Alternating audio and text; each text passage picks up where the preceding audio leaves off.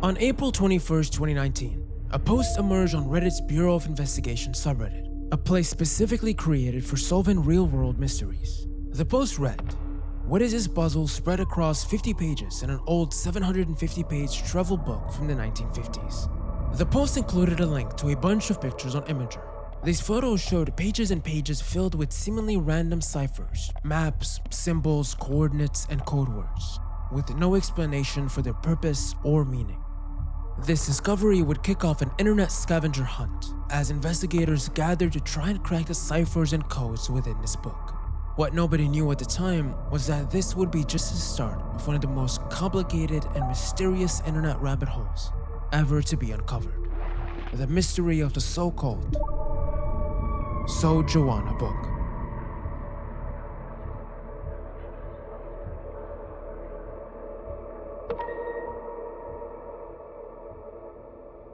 But what is a So Joana Book?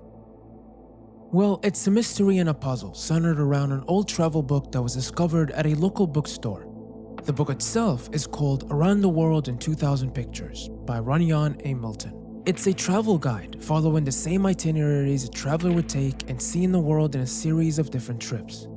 The book holds 2,000 black and white pictures from locations from all over the world, with small descriptions, bits of history, and maps. But this copy of the book seems to be more than just that. Its previous owner has filled it with cryptic annotations.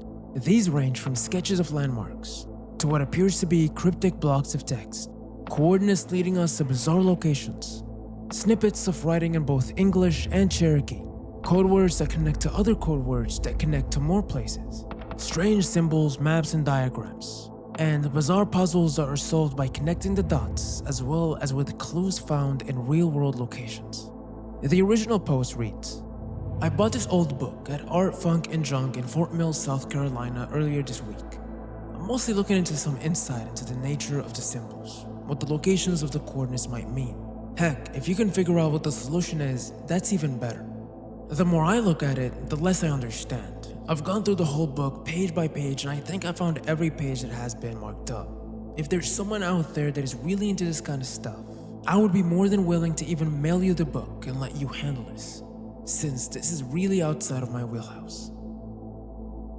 These annotations that can be found all over the book seem to be focused around the states of North and South Carolina, Georgia, and Tennessee.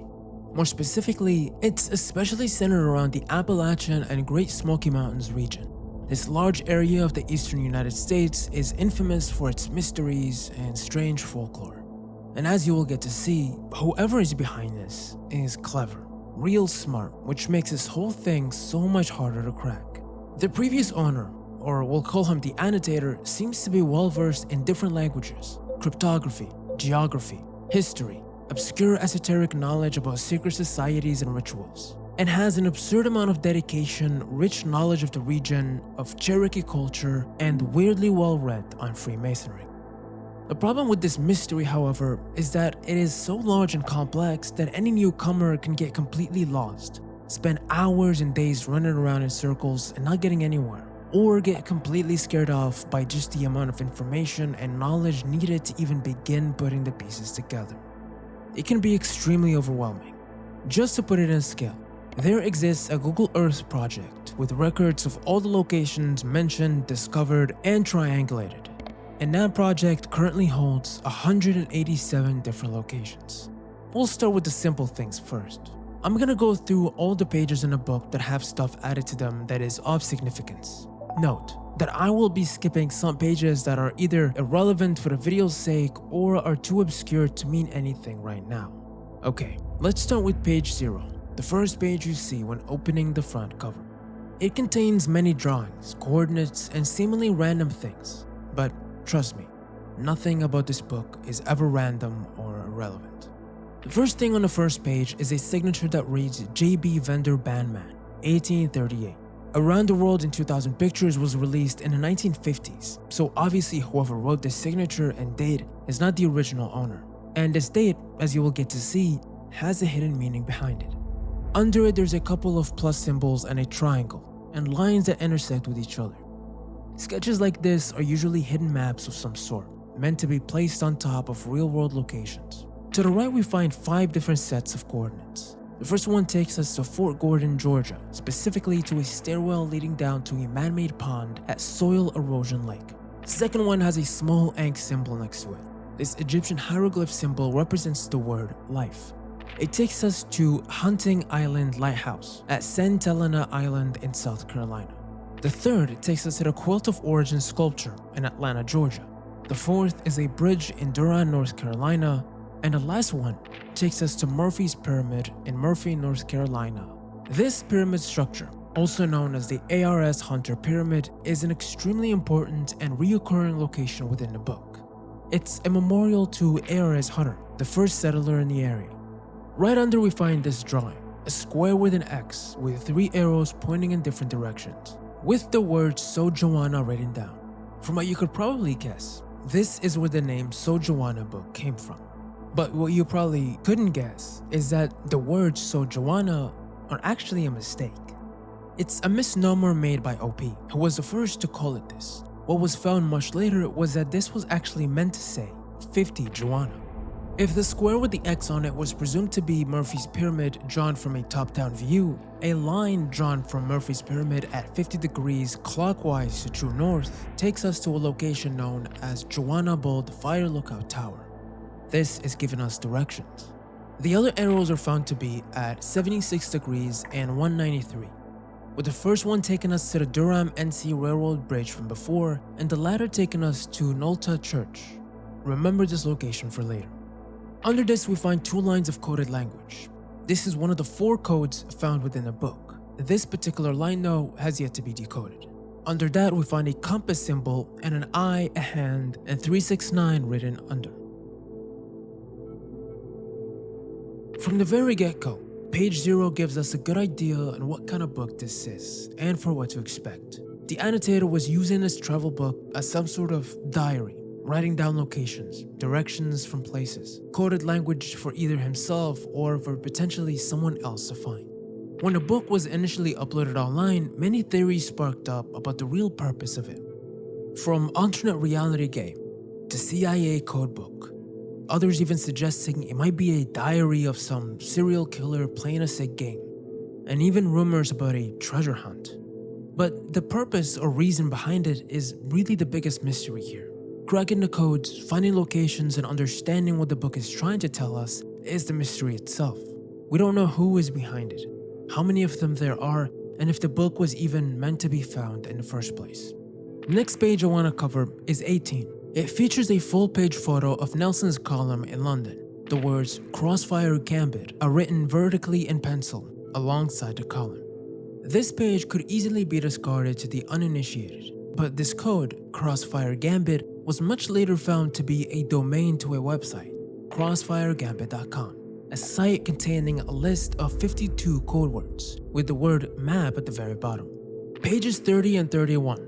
A coordinate is written down with a mysterious cube in between, with the inscriptions MM1620. The coordinates take us here, a rural area in Georgia known for being where the Georgia Guidestones once stood. The Guidestones by themselves are a mystery. Their creation, purpose, and eventual destruction stays a topic of conspiracy theory till this day.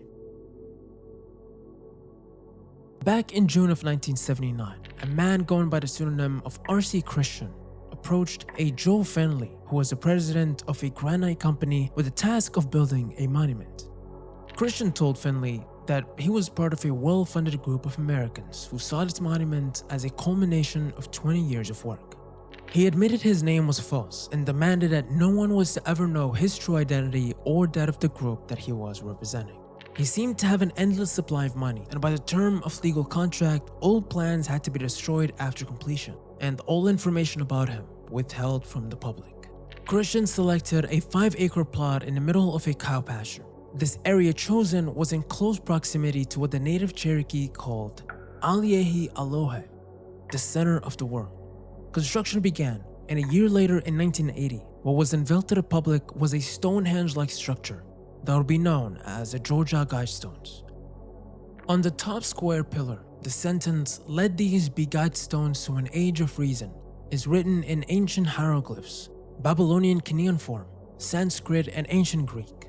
each of the 4 20-ton rectangular stones was etched with a mysterious group of 10 principles in 8 different languages, front and back, in English, Spanish, Swahili, Hindi, Hebrew, Arabic, Chinese, and Russian.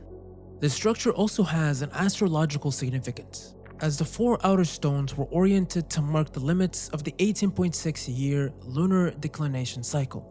The center column features a hole drilled at an angle from one side to the other, through which the North Star could be seen.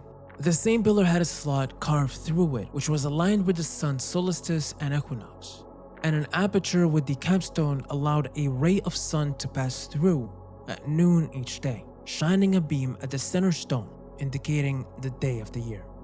Already strange by itself, and from the moment of its unveiling, the people in the area and throughout the United States have been both intrigued and weary about the monument's origin and purpose.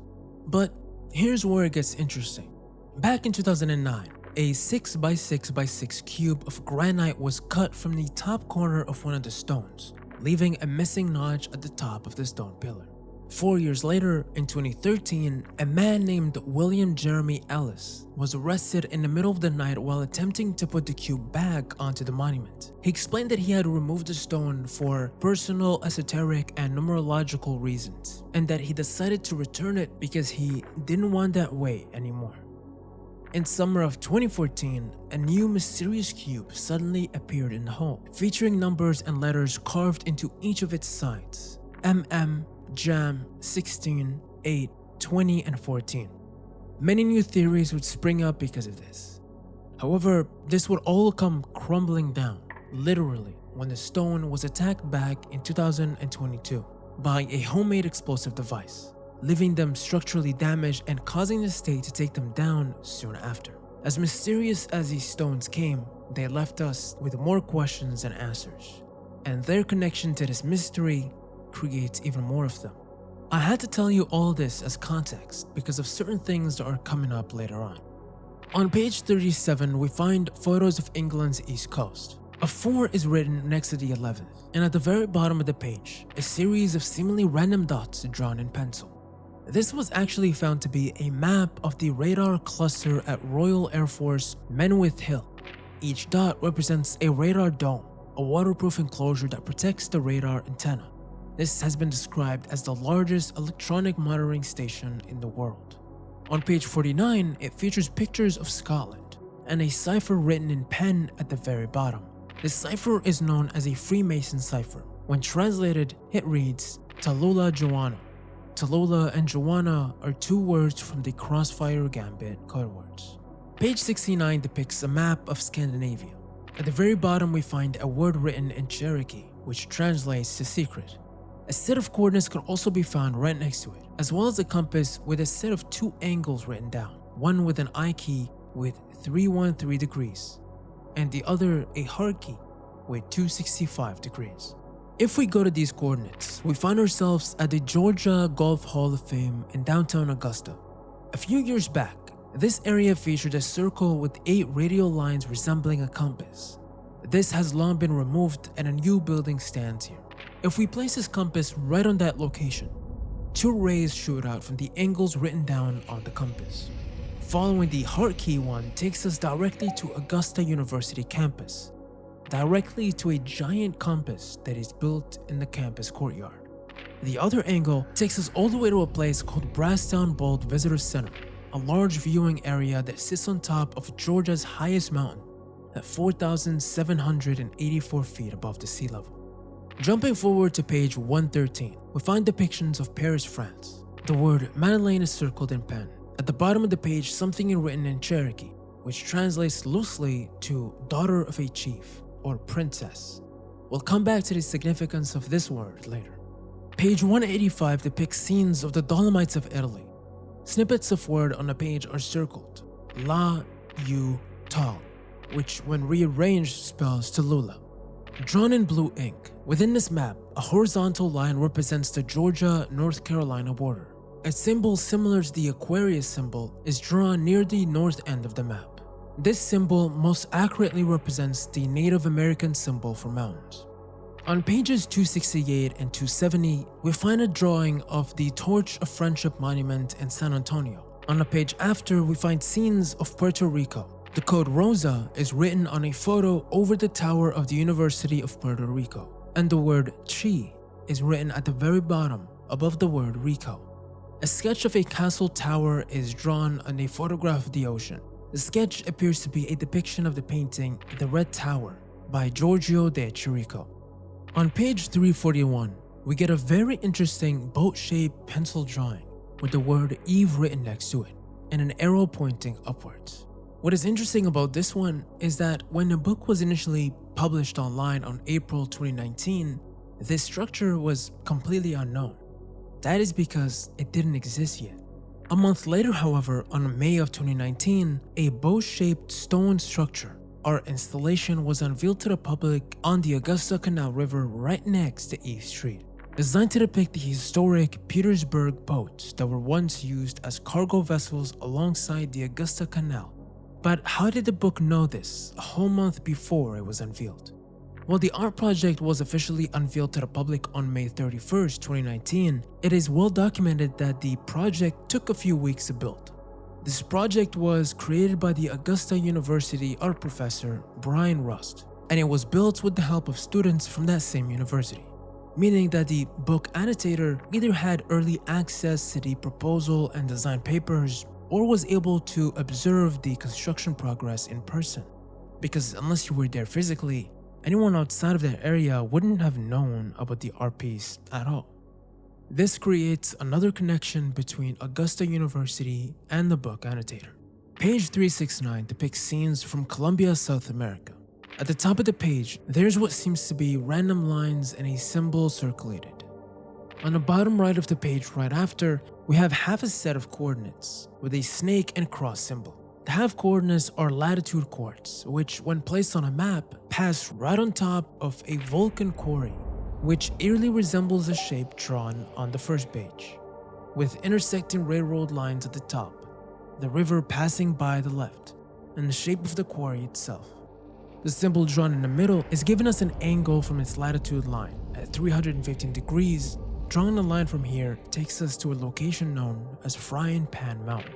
On page 387, the line New York Times is circled. Two date stamps written in the standard way used in the US military read 15 November 36 and 9 September 87. These are possible references to newspaper articles. Remember the code word princess for page 113. The New York Times article from 15 November 1936 has a piece at the very bottom ending with a Cherokee princess. In September 9, 1987, we find the New York Times talking about a new radar construction by the Soviets in Krasnoyarsk in Siberia. This is potentially in connection with the 48th code word from the Crossfire Gambit, White Alice, referring to the White Alice Communication Center. This was built in Alaska as the United States' first line of defense. Page 502 depicts a map of the southeastern United States and a scene of the Smoky Mountains. A circle and a line are drawn across the border between Georgia and North Carolina. Underneath, a depiction of the Eye of Providence, a symbol seen primarily on the $1 bill. It means to represent the Ocean Eye of God, or divine knowledge. But it's also heavily associated with Masonry and secret societies. The true meaning behind the symbol here is unknown, but it seems like pyramid symbology is a reoccurring theme in the book. On the right side, another angle diagram can be found, as well as a series of ciphers. 3 coordinates are written under them. The first is Brasstown Bald in Georgia, which was a location assigned to the I key back on page 68. The second is Panther Top Lookout Tower near Murphy, North Carolina. This location has an inscription on the grass right next to the tower that reads N26. The third chord is for the entrance to Nolta Church in Cherokee County. Note that this one has a star next to it. Reddit user Stuff Kwan from the So Joana subreddit actually scouted this location in June of 2019. He posted a photo of some graffiti he found while there. On a road sign, he found some stickers and some codes written in Cherokee language. The stickers are of an eye and a deck of cards, showing a card from each suit. The first word reads triangle. The second was a bit harder to read, but it could possibly either say liar or 7. Then it says star, This could refer to the star drawn next to the coordinates on the location. Then the word goat and New Echota, which is the capital of the Cherokee Nation that stood from 1825 until its forced removal in the late 1830s. At the very bottom we see Exodus 2:08, which reads, "Remember the Sabbath day, to keep it holy." This is one of the 10 commandments and can be seen on the 10 Commandments monument at the Fields of the Wood located a short distance away in Murphy, North Carolina. We then see a tear shape with BB written under it. BB might be referring to the Crossfire Gambit word, BB. The fact that this location was scouted and the actual clues were found on site significantly deepens the mystery and expands its scope. What if all these locations we've been mapping out and pinpointing hold hidden clues in them? Perhaps the reason they appear like dead ends is that we're supposed to physically go and investigate these places. If this holds true, it raises numerous questions about the true orchestrators of all this. Who is behind it? And what level of manpower and real-world coordination is involved in this enigma? Under these coordinates, a sketch of a heart and 2 bows and an arrow are drawn. 7 circles with 3 of them crossed out, and a 7 pounds, 2 pounds, and 3 pounds written under. Page 509 depicts a photo of Middleton Gardens in Charleston, South Carolina. An unidentified map or diagram is drawn on the top of the page. The word Magnolia is circled on the page. A half set of coordinates is written right under. The angle bearing symbol inside seems to only show a single line passing through. The coordinates given, like before, are geographical chords. Searching for locations that this line passes through reveals a circular dirt road in the same shape. Page 512 and 513 depict scenes of South Carolina and Georgia. The word Icon is circled in a caption of a photo of horses playing polo. A diagram is drawn on the photo. This is likely another location shaped like the quarry. However, this location hasn't been found yet. On the next page, we see a series of dots marking certain letters in a sentence. Gracious Georgia has various topography, varied interests. Another angle-bearing symbol can be found on the right. If we pick every letter with a dot under it, we get this word. However, pay attention to how the letters were chosen, so that each one is never directly above or below the other, making it so that we can read the whole code from left to right. Doing this gives us top graded. Scramble it a bit and it reads top target. Currently, we don't know what any of the codes on these 2 pages mean. The next 2 pages depict more scenes from Georgia. The first thing we see is 7 circles drawn with 3 having an X on them, similar to on page 503. The word cyclorama is circled. A gravel and a spade are drawn under. These are well-known symbols associated with Freemasonry. To the right, we see the word cloister circled. Note how the S was added by the annotator. A cipher is written vertically on an obelisk-shaped tombstone, with a diagonal line cutting through it, and another angle-bearing symbol next to it. The geographical chords can be found under. Note, the word cyclorama and cloisters both have 9 letters here. The S might have been added to bring them to the same length. On page 518, we find a set of coordinates at the bottom.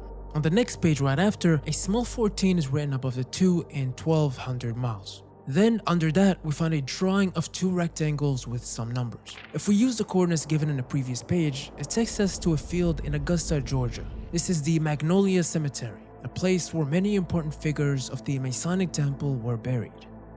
On this drawing, we have a set of numbers, symbols, and letters, a triangle, and 3 circles with X's on them, B, P, and J. If we overlay these on the real map, it gives us 3 correspondent locations to 3 different graves. G for James Gardner Galt, member of the Skull and Bones Society. B for Dr. William West Bussey, a Freemason. And P for Charles Henry Finney, unknown. The 3rd and 2nd simply refer to the names of the streets that are drawn over, 3rd and 2nd Street.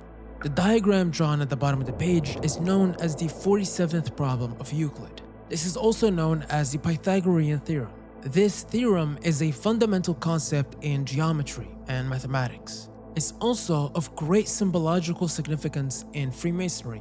It is often used as a symbol to represent the pursuit of knowledge and enlightenment. There's also a 6 pound written at the very bottom. On page 636, we have another segment of code written at the bottom. This one, however, ends with the word Tallulah, same word we saw on page 49. Page 693 depicts scenes from Oklahoma. A set of coordinates can be found at the bottom of the page. These coordinates point to the Chota Memorial in eastern Tennessee along the bank of the Little Tennessee River. This memorial is on the location of the previous Cherokee capital. It's made up of 8 stone pillars, 7 representing the 7 clans of the Cherokee and the 8th of the Cherokee Nation itself. On page 695, we find the last set of coordinates in the entire book. These coordinates take us to Price Memorial Hall at North Georgia University, which was built on the foundations of the previously destroyed Dahlonega United States Mint. It minted its first coin in 1838. If you remember, this was a date written from the very start of the book. The pyramid-shaped steeple on the structure has an uncanny resemblance to Murphy's Pyramid, and for the last 3 pages of the book, page 752 and 766, we have a triangle with a dot in the middle drawn on a map of Hawaii near Honolulu. The word Kanerva is written at the bottom of the page, and the letter WMW written on the last page. And that's all the pages with annotations. Once the book was studied, a map began to form. We had code words, ciphers, locations, and diagrams, and real clues found at real locations. But it seemed like the mystery came to a halt, as some of the ciphers given seemed to just be impossible to break. The connections were too obscure to really form any coherent plan. And for everyone looking from the outside, the So Joana Book was just a strange anomaly that didn't really go anywhere. There are at least 4 different types of coded language that can be found within the book. The simplest ones are the Cherokee words, which can easily be translated, and the Freemason cipher, which only appears on page 49. The third type is the circles with crosses in them, of which there are 7 each time. And the fourth are the random lines of letters, which obviously are meant to be decoded, but even after using every type of deciphering method, these just appear to be impossible to break. And so without these codes being broken, trail goes cold. And for a while, the mystery of the So Joana Book and the search for its hidden meanings just came to a halt.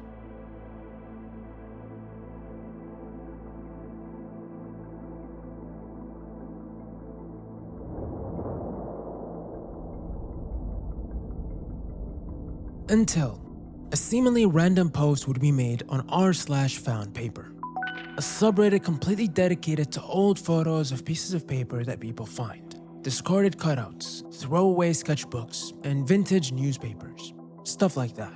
The post is made by a Wendi on September of 2020, regarding an old tear-off flyer they found in Maggie Valley, North Carolina. It read, "My first good find. Bizarre pull-tab flyer found on ground in Maggie Valley, North Carolina. Ad points to website with only a list of words on it, and those words are on the back of the tabs with playing card symbols." This old and destroyed tear-off flyer seems to have a website link, crossfiregambit.com. This was the first time this website was discovered. Each one of the tear-off stickers on the backside has a code word accompanied by a playing card symbol. We'll come back to this in a bit. The flyer seems to have an almost completely faded out picture of what seems to be a house with a symbol on it. This was found to be the Appalachian Quilt Trail marker. The quilt trail markers are usually a square sign painted on wood or metal, often resembling a quilt block or pattern. This is typically displayed on the exterior of a building or structure alongside a designated trail in the Appalachian region of the United States. These trail markers serve as a form of rural tourism, where travelers are meant to follow the markers that dot the landscape to find unique and hidden Appalachian experiences. Under the image, we find a short handwritten poem. The text says, "I made up my mind in the river to come and live with you here in the Nightland." This is a passage from a fairly obscure and old Cherokee poem called Nightland. Only one copy of the poem can be found online, in a 2010 Smoky Mountains newspaper article by writer and historian George Ellison. The article is titled "Secret Poems of the Cherokee." Interestingly, George talks about the culture of the Cherokee medicine men and how fascinated he is by them. He says, "I have always been struck by the sacred formulas, chants, or incantations that the Cherokee medicine men use to create good luck in hunting or warfare, in healing, or in affairs of the heart. This poem was sourced as being taken from the book History, Myths, and Secret Formulas of the Cherokee by James Moody. Going back to the CrossfireGambit.com website, if we take a closer look at the words, how they're arranged, color-coded, and how some of them are on the back of the flyer with card names and symbols on them, this gives us a clue that each of the code words is correspondent to a card in a deck. When looking deeper at the website itself, we found that it was registered on 10/10/2019. This predates the original Reddit post. And what's even stranger is that the website is entirely written in HTML 1.0, which hasn't been widely used in decades.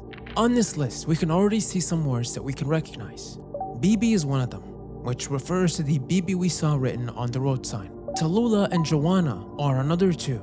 These can be recognized from page 49 as part of the Freemason cipher we decoded. There are also many pages that we have looked and skipped, which had code words written on them. These pages seemed irrelevant before, but now with our newly found discovery, have taken on a new meaning.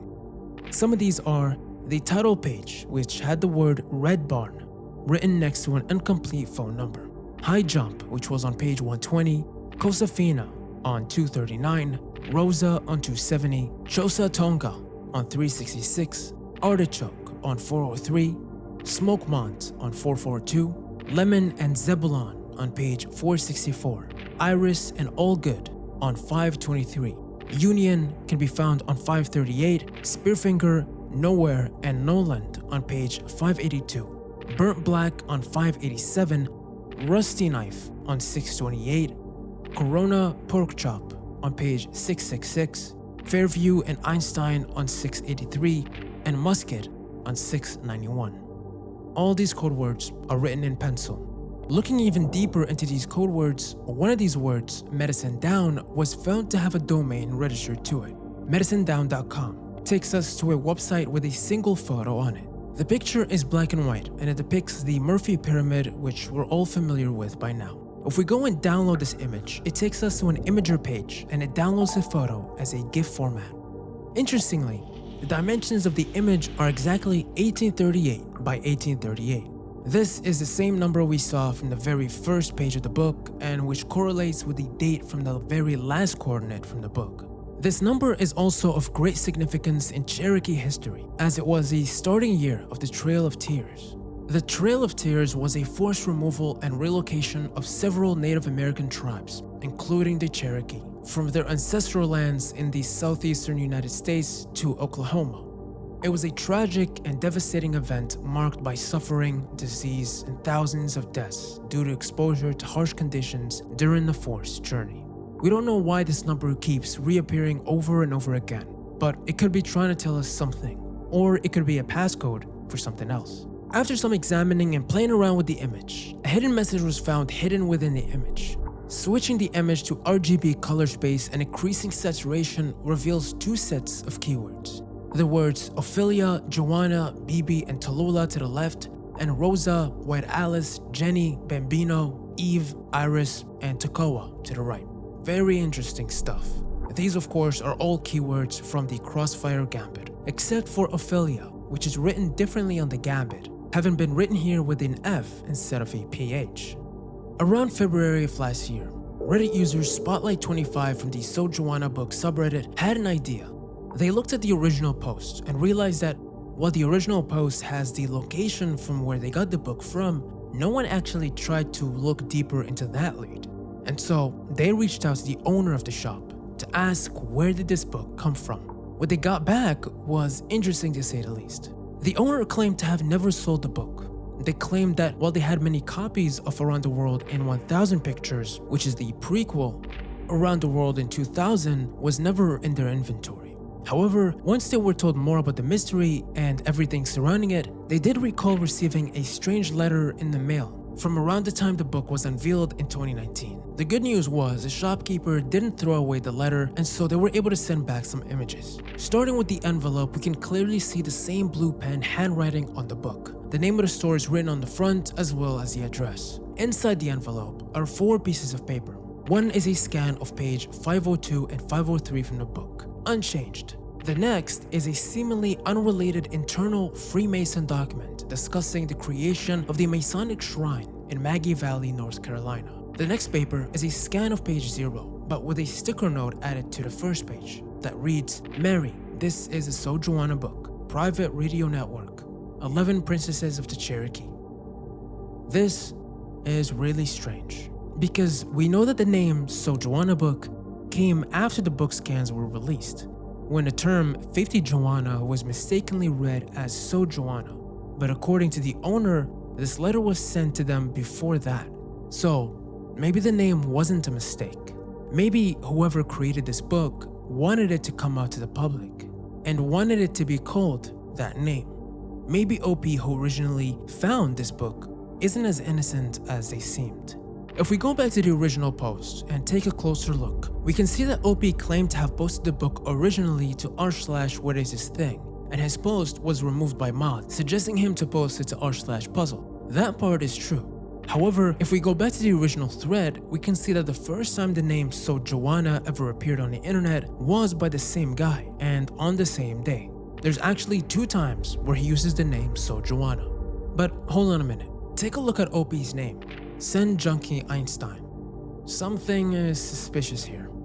If we take another look at the Crossfire Gambit, we see that Einstein is one of the codewords. So it seems like this whole thing was a well planned out rollout of an internet mystery disguised as an accidental find. This also brings in question the flyer leaf. Come to think of it now, it is quite suspicious how, right as the search slowed down, someone just so happened to find a flyer with enough clues and info on it to jumpstart the mystery again, disguised as an accidental find. Okay, so obviously there are more people in on it than we initially thought. We still don't know who these people are, how many of them there are, and what even is the point of the mystery in the first place. Is it leading us somewhere? A final location where something will be found? Is it a test to see who will be able to figure out the puzzle? Or is it some form of recruitment method? All we know for now is that this was a planned out thing by multiple people with very specialized knowledge on US history, geography, cryptography, and with many of them hiding in plain sight. Now we're getting into the more recent discoveries. The final part of the puzzle is the part that seems to still be ongoing till this day, and it has to do with 2 things. A Twitter account and a YouTube channel that's linked with the mystery that's been found. On December 25th of 2022, a cryptic tweet would be made by a user on Twitter.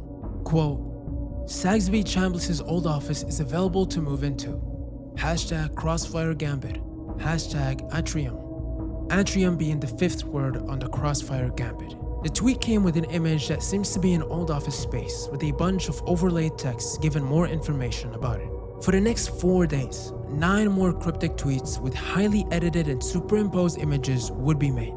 Time is a mirror, Crossfire Gambit, green glow, 11:11, with an image of Furman University Lake and Clock Tower. Dia Haliyi, Crossfire Gambit, Joana, LOS, a Cherokee word which translates to the lizard place. The image is of around the Joana Bolt area. See catalog for Center Keystone, Crossfire Gambit, Rusty Knife, Freemasonry. Linked with an image of the same Masonic letter that was sent to the shopkeeper. Only this one seems to have something hidden within it. Winter's getting warmer, not colder. Crossfire Gambit, Rosa, Reload. 3 keys are shown in the image. 1 blue, 1 green, 1 red. The caption is from a song by a band called Jupiter Coyote. The song is Rosa Hill. Can you hide them from the waiting world? Crossfire Gambit, Jenny, Salagi. The aerial photo is taken from just across the river from Fort Smith, the end point of the Trail of Tears. Can you hide them from the waiting world appears to be from a song called Mother by Danzig.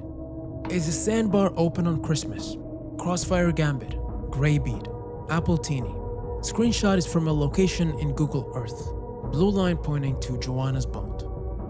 500 capacity, Crossfire Gambit, Golden Summer, Heart of Art. The photo is of the 40-watt club in Athens, Georgia, overlaying a screenshot of the band Rem playing at the club in 1992. Don't become some background noise. Crossfire Gambit, White Alice, 368 MHz. The image is of Mountain Fire Tower, taken from a YouTube video. The quote, "Don't become some background noise," is from Queen's 1984 song, Radio Gaga. Utlunta, Crossfire Gambit, Spearfinger, Utlunta, which is a Cherokee word for Spearfinger, also the 43rd word in the Crossfire Gambit. Each one of these tweets seems to be a clue, and each one has a word from the Crossfire Gambit. Connections are still being worked out about the meaning of these images, the locations they show, and how they all fit in a puzzle. But one thing that caught my eye is the name, Wendi Dominique. We've seen this name before. The flyer on the r/paper subreddit was made by an account called Wendi. Notice how both Wendys are written exactly the same. Obviously, this confirms that the found paper was quote-unquote found on purpose, like we suspected before. The final tweet that Wendi would post is of a YouTube video titled 09132-28. The video is posted by a Ricky McCriston. The title of the video was found to be an ID code for a solar eclipse on the NASA.gov website, specifically of an eclipse from May 4th, 1837. The video was uploaded on May 4th, 2022. It starts with a field of black-eyed Susan flowers before cutting to a solar eclipse, while the cover of Black Hole Sun by Cibo Mato starts playing in the background. The song ends and the video fades to a golden coin, dating to 1838. It appears to be a $5 golden half-eagle coin. This type of coin was one of the few coins minted at the Dahlonega Mint we spoke about prior. This video is believed to have a deeper esoteric meaning to it. The eclipse has long been an illusion for the black sun, a symbol of esoteric and occult significance used in various belief systems. The black sun can represent the hidden world or inner sun. As there is above our normal star, so below exists its opposite. It also represents the first stages of putrefaction, process in alchemy where impure and crude substances like lead are transmuted into the pure and noble metals like gold. And of course here, we have the black sun turning into a golden coin. The video then cuts to a plain card, 3 of diamonds. The coordinates written on the card take us to Murphy's Pyramid yet again. A red key with the word Rosa is placed on top of the card. If we take in consideration the angle the key is placed in on top of the card, it gives us a 133-degree angle, which points directly to the Georgia Guidestones from Murphy's Pyramid. There's also a hunting knife above, pointing right. If we go to Ricky's channel, we see that Ricky started posting videos on the same day the book scans dropped online, on April 23rd, 2019, and that he had already uploaded 10 videos before this one that we just watched, and 13 overall by the time I'm making this video. Also, note the channel's banner. It's a slot carved through the middle pillar of, if you guessed it, the Georgia Guidestones. Another thing is the pseudonym, Ricky McCriston. Some have found it suspiciously similar to the pseudonym of Robert C. Christian, the anonymous person who commissioned for the Guidestones construction. Robert C. Christian, Ricky McChristian. I'd say that considering how everything else in the mystery is intentional and the channel's banner, that this is most likely the case. The first videos uploaded on the channel are Jam and 14, which are obviously nods to the Georgia Cube, and are both short clips from the British show Utopia. Both videos have their locations set to the Georgia Guidestones. But the videos that I want to focus on, which seem to have obvious clues in them, are Artichoke, Zebulon, All Good, and Spearfinger. Starting with Artichoke, it begins with videos depicting the Murphy Pyramid and the Charleston Pyramid, with the song Jenny Artichoke playing in the background. The video showcases multiple different locations, and at the very end, it shows a tunnel to nowhere in Bryson City, North Carolina. An abandoned, unfinished tunnel believed to be haunted and home to Spearfinger, a monster and witch in Cherokee legend. The next video is Zebulon. We see a list of cards with coordinates written on them. If we take these cards and list them, we get a bunch of locations, each linked with the card's student rank. However, we don't really know what this is meant to mean. We've long suspected that the Crossfire Gambit list is connected to the cards, but without a guide, we don't really know how. Except, there is another place where we have seen cards before. All the way back on the location found by going to the coordinates on page 503, the road sign. It had stickers with cards on it. But notice her suit. Heart, spades, diamonds, and clubs. What is interesting is, there is no known game that uses this specific order of cards.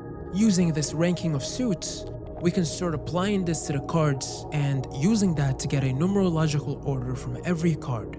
starting with the Ace of Hearts as number 1 and ending with King of Clubs as number 52. If we do this, we can then apply a card to each of the words within the CrossFit Gambit, starting with the top as 1 all the way to the bottom as 52. Doing this gives us a code word for each card.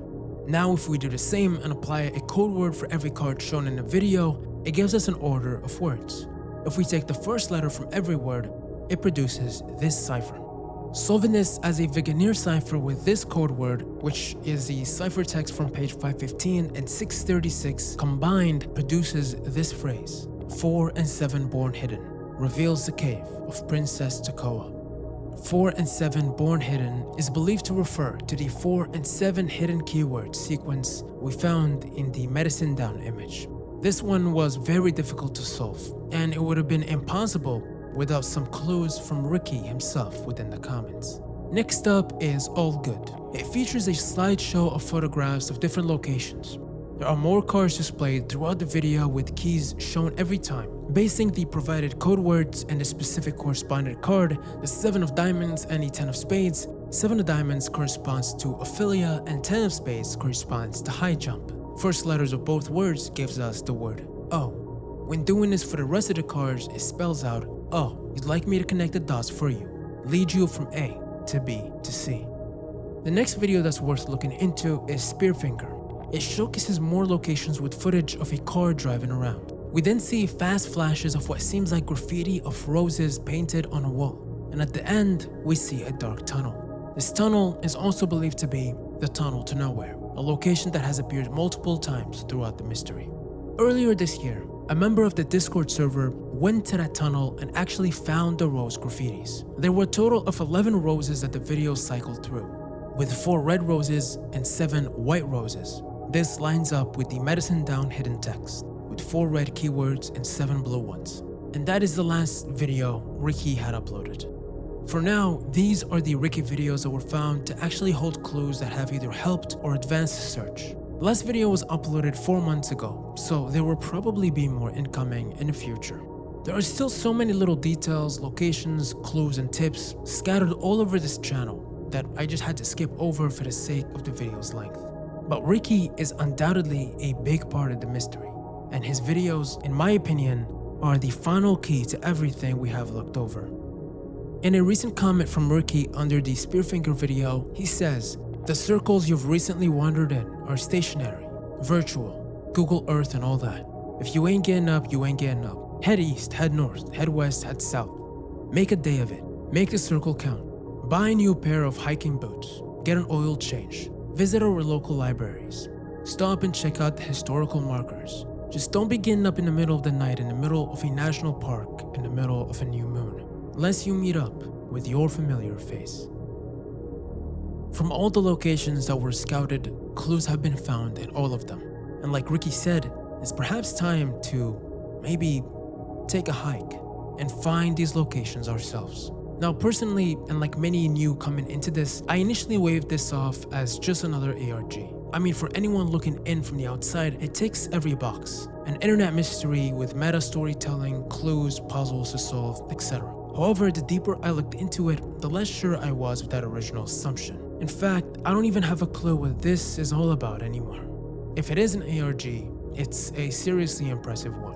Whatever it is, this is by far the most unknown and elaborate online mysteries that I have ever come across, and I thought that it deserved some attention. From my point of view, a mystery just needs more eyes looking into it. It needs people with knowledge in cryptography deciphering codes. It needs more people out there, boots on the ground, scouting these locations. And more newer people that could look at this from a different point of view and maybe make some connections that we have failed to see. There are still so many questions about literally everything. What the codes mean in the book. Are the locations meant to complete some sort of map? How many of these locations have actual clues in them? Who is Wendi and what do her tweets mean? And of course, the biggest one is, who is Ricky and how do his videos fit into the overall mystery? Obviously, the mystery has a lot to do with US history and Cherokee culture, but there's also a bunch of other stuff in there that makes me question it, like the connection with Freemasonry and secret societies, the fascination with pyramids and compasses, as well as the meaning of all the sigils and symbols scribbled all across the book. There's still so many questions to be asked and so many clues to be found. But I still hold hope that one day very soon, this mystery will finally unveil itself to us. But until that day comes, the So Joana book will stay as one of the internet's deepest and most mysterious internet mysteries. And that's gonna be it for this video. I hope you've enjoyed your stay, and I will see you very soon.